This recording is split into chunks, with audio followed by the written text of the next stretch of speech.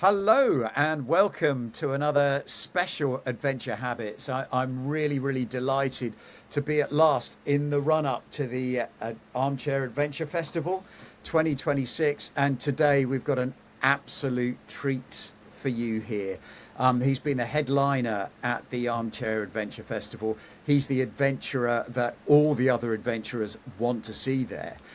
So today it's a massive treat to have with us John Blashford-Snell. John, say hi to our listeners and viewers. Good morning, wherever you are. Now, John, if I've got this right, you've kind of entered into your eighth decade of professional adventuring. Have I got that about right? Yes, something like that. And it's amazing, and that we've known each other really for just over 10 years now. So I think for 10 years you've been abusing our products in various exciting parts of the world, and we're very grateful to you for that. But John, I'd love for people to know a little bit about your background and how was it that you came to be that you wanted to become a professional adventurer? It came about really, I suppose, because my parents were very adventurous. My father is a Jerseyman, or was a Jerseyman, and my mother's English, and they got married very young in life Mm. and went out to New Zealand. My father, at the last minute, had decided he wanted to go into the church, but he left it a bit late and to get into a university in Britain, which you had to do in those days.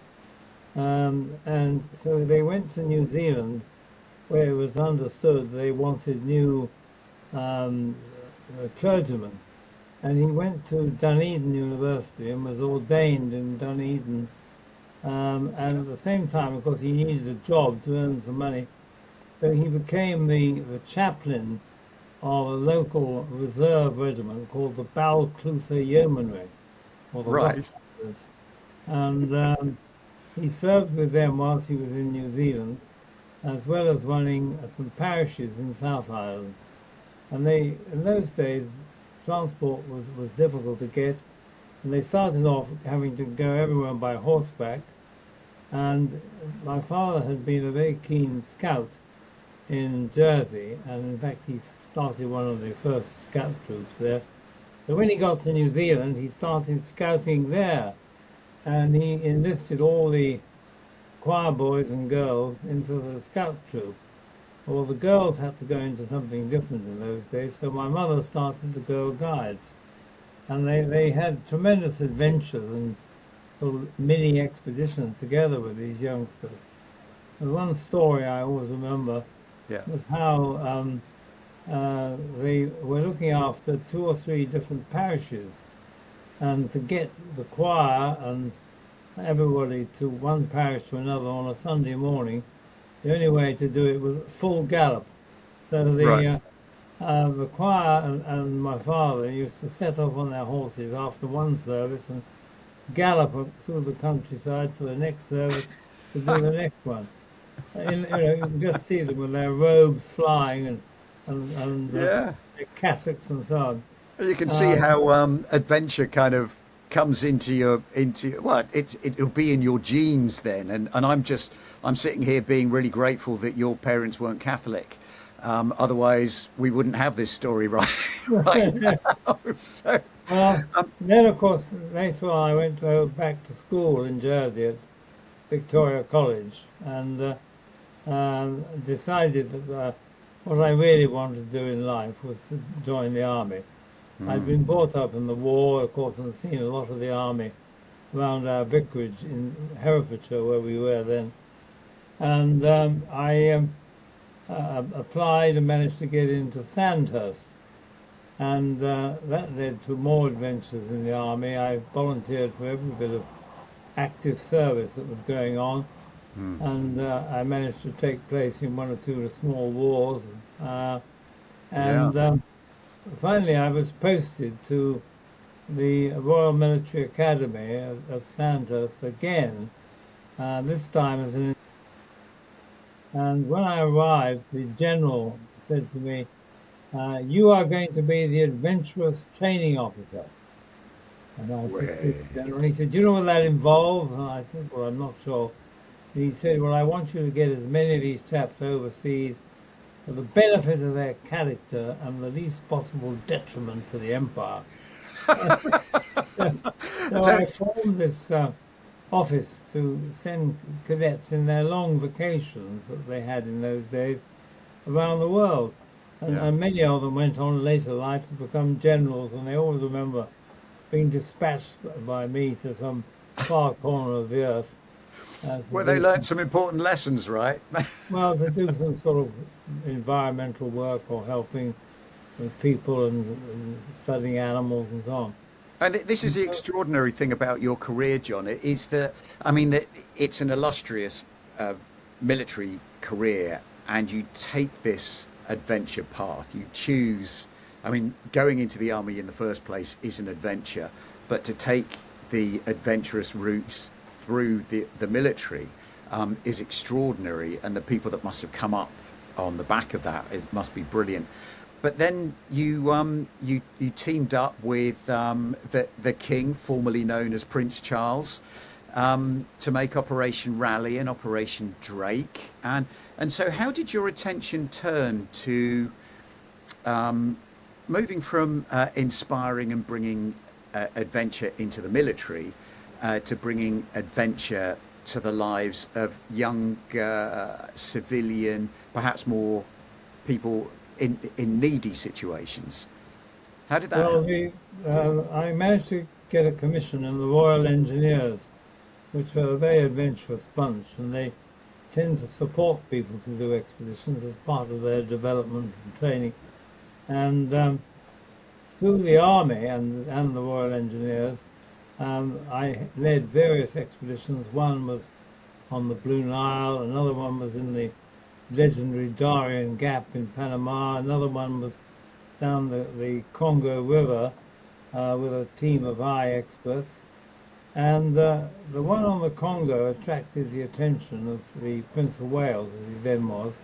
Hmm. And because we'd taken two or three young people with us, two from Jersey, one from America. And after the expedition, these young people had gone around talking to schools and universities and so on, inspiring young people with the sort of Elizabethan spirit of adventure. And the prince said to me, golly, if you can do this with two young people, why can't you do it with 300 or 400?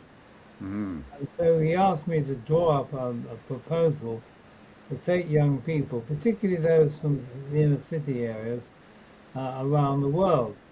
And together with my colleagues in the Scientific Exploration Society, we drew up a plan to sail around the world with a beautiful sailing ship, a brigantine, or Mm. eye of the wind, and to stop off in countries and do environmental work, medical work, help the people, and so on.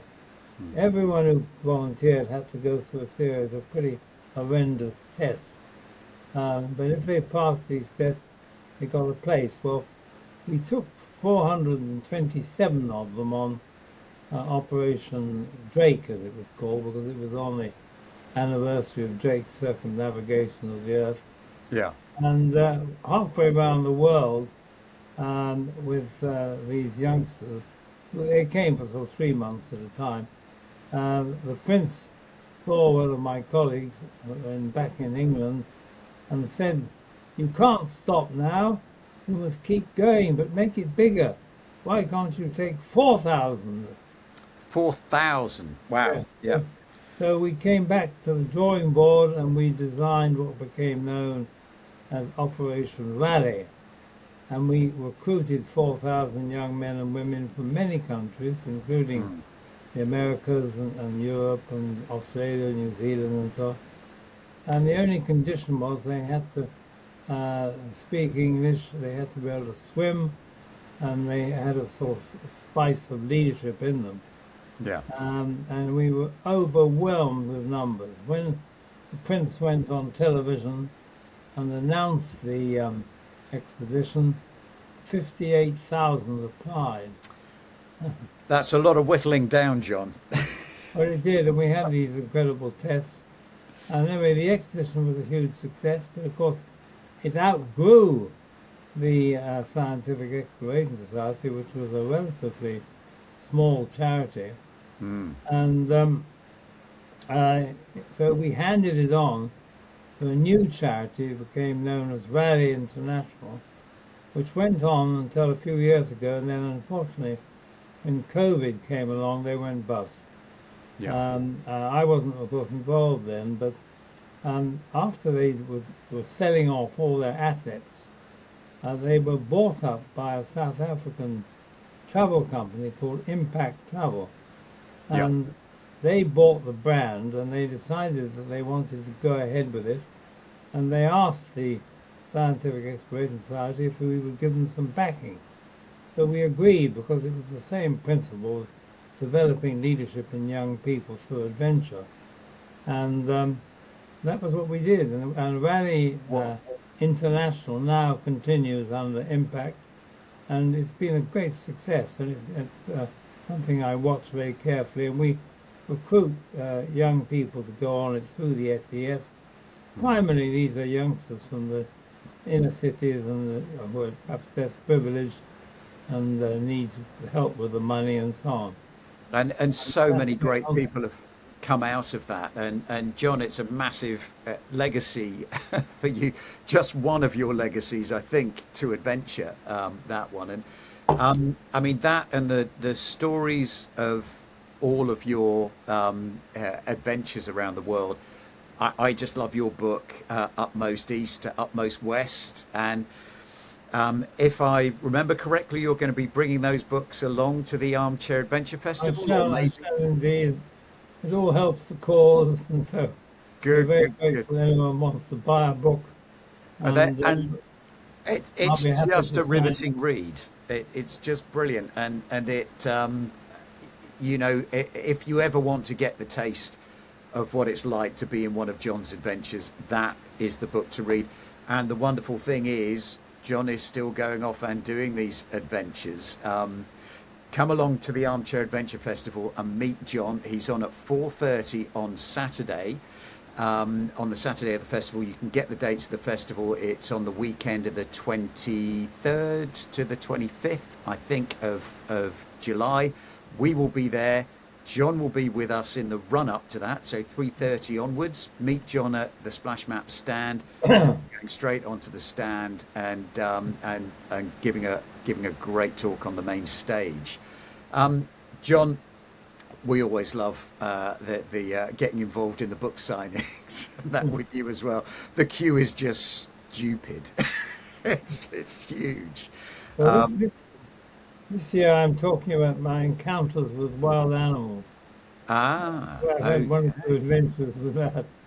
Is the vampire bat going to be in that one? About what?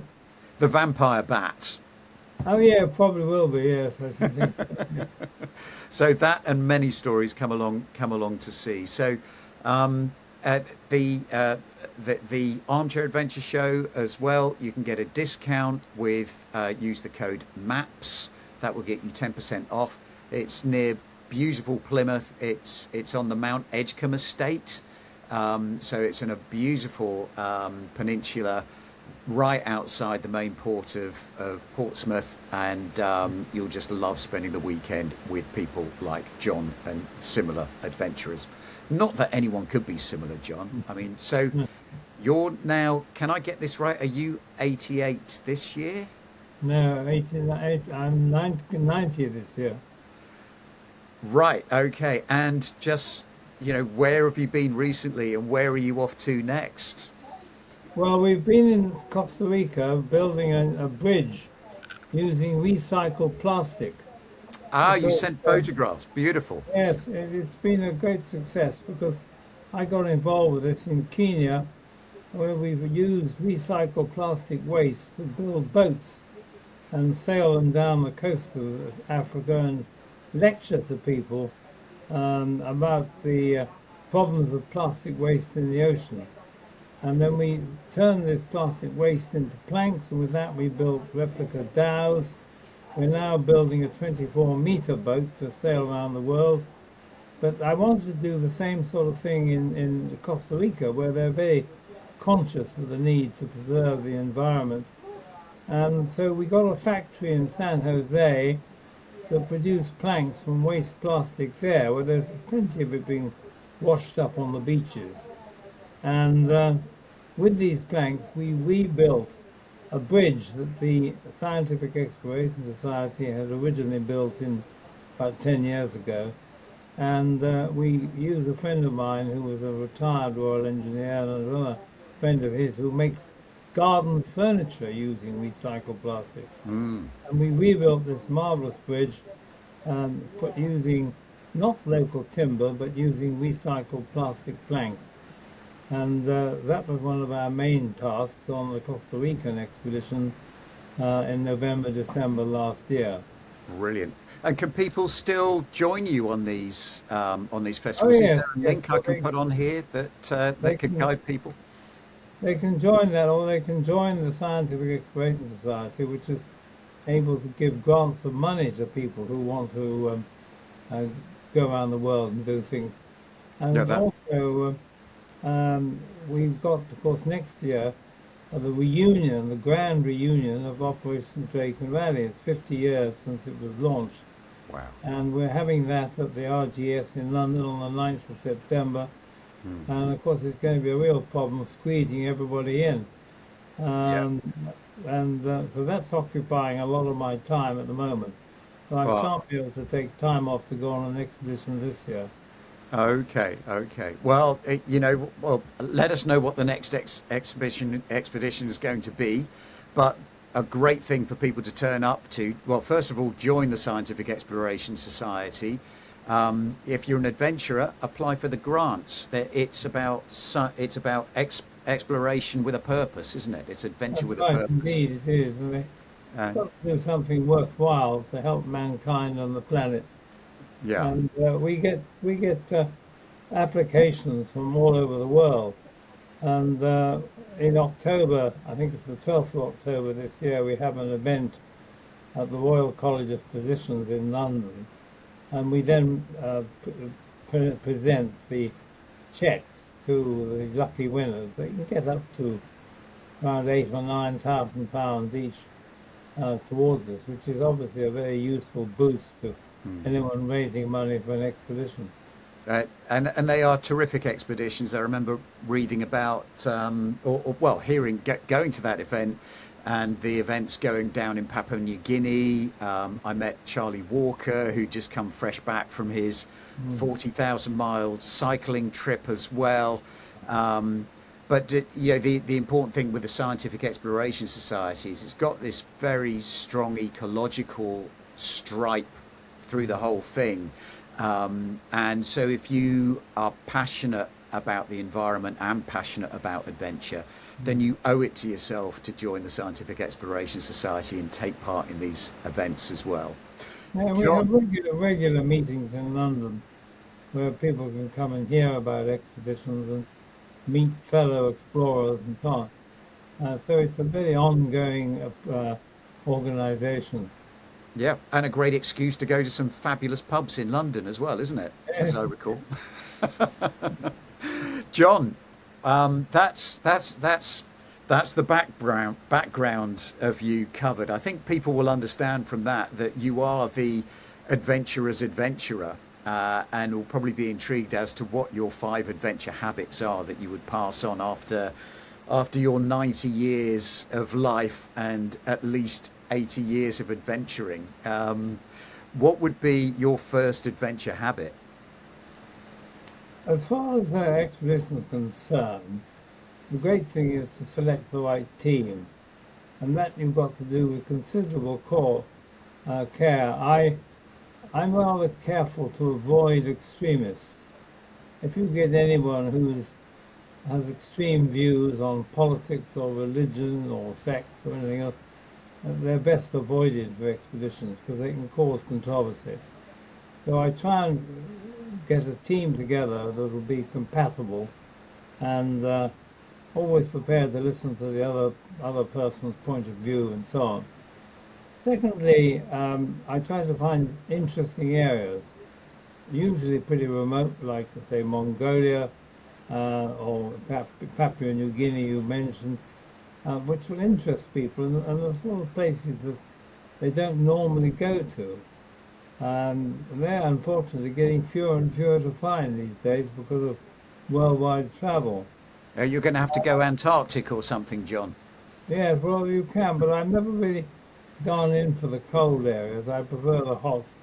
Yeah. And we always try to find an interesting task, something that people can be involved with, like, as I mentioned, building this bridge out of recycled plastic. And then, of course, we've got to consider safety. When we were running Drake and Raleigh, health and safety regulations didn't exist. Probably we wouldn't have been allowed to do some of the tests that we put people through had Mm. these existed. But safety is very, very important. You obviously don't want to have any accidents, and so we make a point of looking at the safety of the expedition. Sure. And then finally, of course, the cost.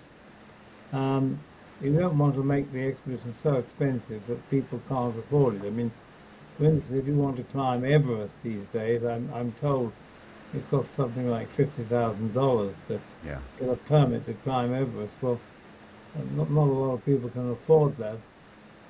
But we try and keep the costs down to suit most people's pockets, and we get a bit of sponsorship occasionally to help with that.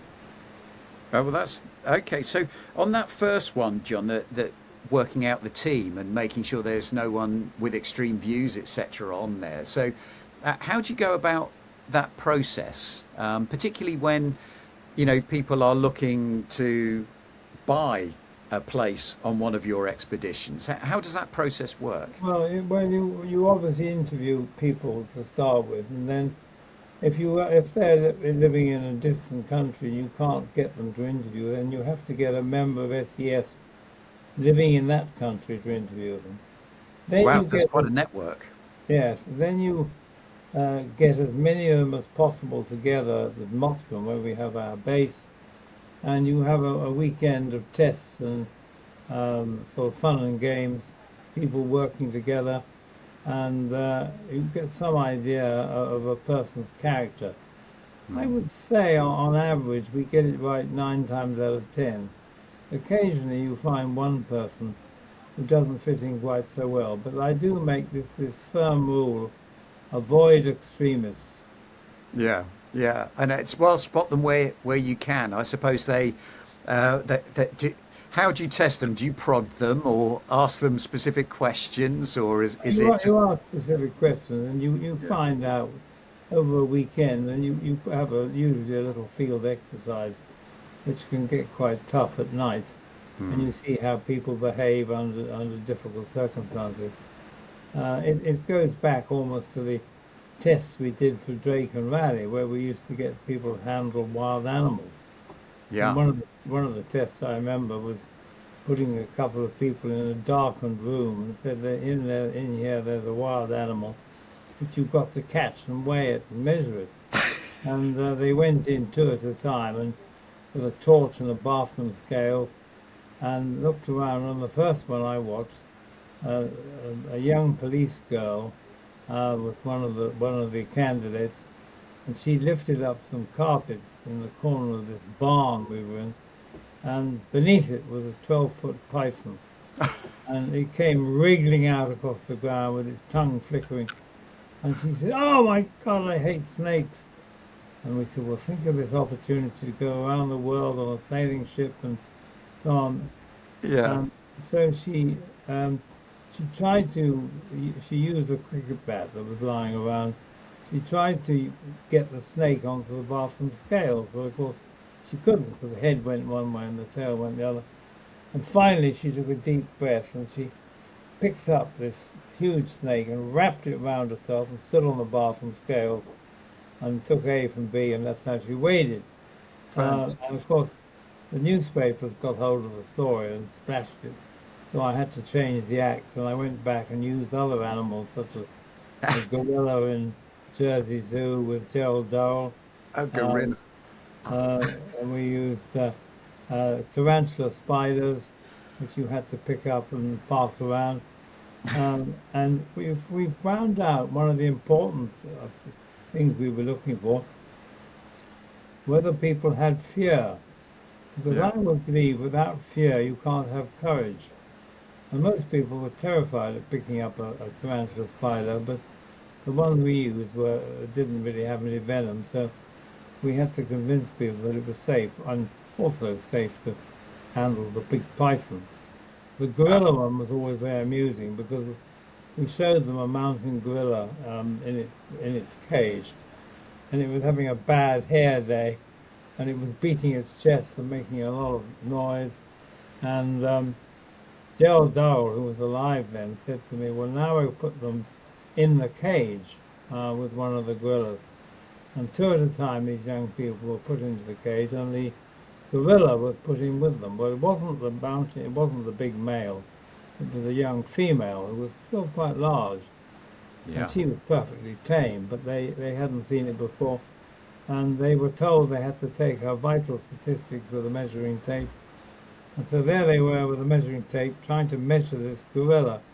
The gorilla had been taught one or two tricks, and she'd been taught if she wanted her favorite chocolate biscuit, all she had to do was to go up to the nearest human being, put her arms around them, and give them a passionate kiss.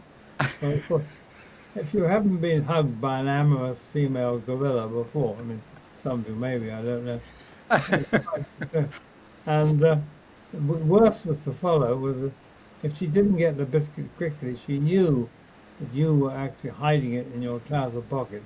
That gets very frightening. Anyway, we managed to get all the people through that, and we had other city tests. Like I remember in one in a stall at night Mm. where you went in, there was a piglet, and the piglet was covered in Vaseline, and you had Ah, to, you grease had to pig. catch the piglet and weigh it. Well, of course, you ended up with this piglet running around inside the stall covered in Vaseline. Every time you try and grab hold of it, it jumps out. And these are sort of silly tests that we did, but you found Yeah. out quite a lot about people. And I can understand why those tests are not done now. So that's not actually how you'll be tested for joining the Scientific Exploration No, Society or joining one of John's expeditions now. But it's just a great marker of how things have changed with time. And I loved your. I've taken it down as a quote that I want to use. But without fear, you can't have courage. yeah. Is that a central plank of all of the things that you've led people into? You're kind of looking for that bit of fear that they've got, and then you're looking to work that to see where the courage comes out. Yes, I think you do. You do try to find out whether people have got courage, because when things go wrong, it might be a vehicle accident or whatever, something small. You want to see people who aren't going to panic, Mm. and but you do find out quite a lot about them. I mean, what I would avoid is someone who comes up to me and says, "I nothing frightens me." Well, then that person I am very suspicious of, Yeah, um, and I would generally avoid them. But yeah. I mean, I get very frightened at times, and I shall be telling people at the Adventure Festival about encounters with wild animals. That can be extremely frightening. Yeah, yeah. I mean, Ed, I'm really looking forward to that because some of the things that stick out in my mind, there are animal things in Upmost East to Upmost West, but there's I also mean, I will be showing a short video of an encounter with a very large Bengal tiger, and right. and there's nothing more frightening in my mind than the roar that the tiger makes just when it's about to charge. And it really Yeah, makes the hair curl up on the back of your head. yeah. And I remember a story of yours from going to Ethiopia and when you were doing your Blue Nile expedition and you met Haile Selassie and Yeah, he had these tigers that he kept tame and you had to keep an eye on them as you were or well, the have lions, you, lions. Yes, oh they were yes, we. lions, right? Yeah, yeah. Yeah, That just he had pet lions, and when you were in the throne room, and of course, having met him, you were required to walk backwards down this red carpet, bowing as you did, And I wondered how we were going to do it. And I asked the Minister of Court, and he said, well, it's quite simple. As you are walking backwards, if you want to see the lions, you've got to bend yourselves really low, press your forehead on the carpet. And I said, hey, we're British. Normally a little bow is all that's required to the Emperor.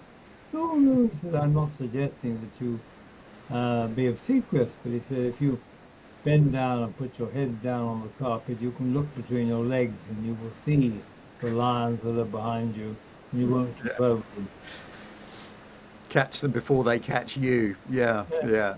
yeah. John, it is extraordinary. I mean, I'm so looking forward to all of the stories that come out. And yeah, so everyone, come to the Armchair Adventure Festival. If you're watching this when it drops, it's next weekend. So that will be the weekend 23rd to the 25th of July 2026. If you're not, but you're watching this sometime in the future, you can book your visit to the Armchair Adventure Festival at any point. John is a great example of the sort of adventurers that we have there, but remember, he is the adventurer's adventurer. He's the guy that's inspired so many great people we know in society and outside of society, people who've got adventure in their soul. There's a very good chance that at some point along the lines they've met this guy here. John, just to run through your 5 adventure habits. First of all, is about choosing the right team. Yes, selection of the team is 1, selection of an interesting area, 2, 3 is an interesting and worthwhile task, 4 is the safety of people, and 5 is the cost overall. Fantastic, fantastic. Also buy a splash map.